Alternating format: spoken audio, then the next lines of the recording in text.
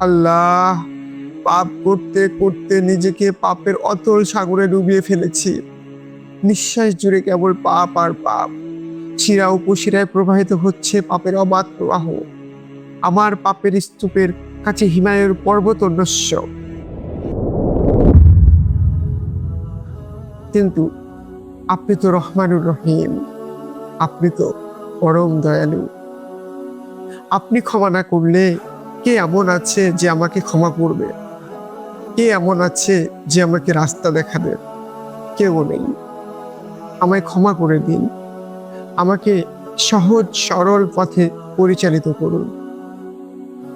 সিজদায় আন্তরিক হতে হবে।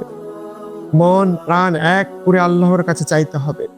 যা কিছু চাওয়ার, যা কিছু পাওয়ার, সব সবিস্তারে আল্লাহর কাছে খুলে বলতে হবে। আল্লাহর বড়ত্বের কাছে নিজের তুচ্ছতা অন্তরে এনে আল্লাহকে মন থেকে ডাকতে হবে।